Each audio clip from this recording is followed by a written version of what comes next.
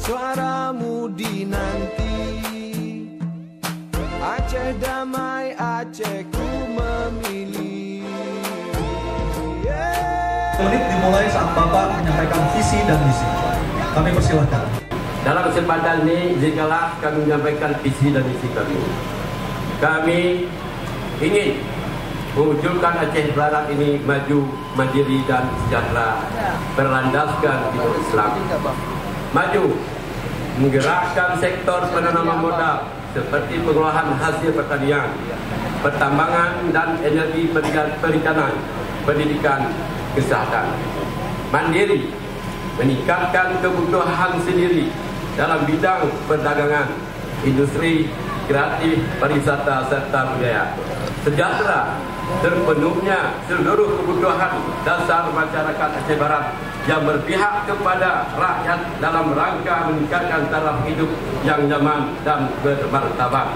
Hidup Islam, pengamalan nilai Islam yang berkemajuan dalam kehidupan masyarakat, yang menjadikan masjid dan Dayak sebagai pusat tamadun. Misi, meningkatkan penanaman modal bidang perkebunan, pertambangan dan energi, perikanan dan kelautan. Meningkatkan ketersediaan sarana dan prasarana perdagangan, industri, pariwisata dan budaya. Meningkatkan kualitas sumber daya manusia melalui peningkatan pendidikan formal dan non-formal.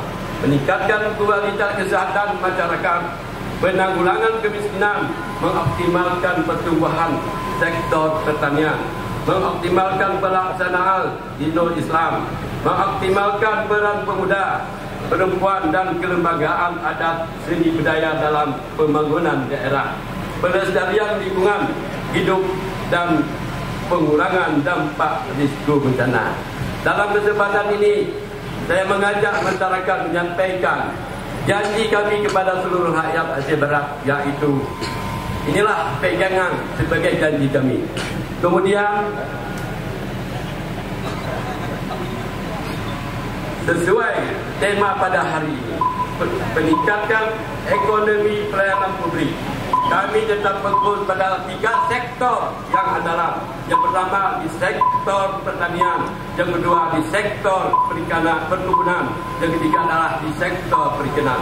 Inilah upaya kami untuk meningkatkan pertumbuhan kesejahteraan masyarakat Aceh Barat.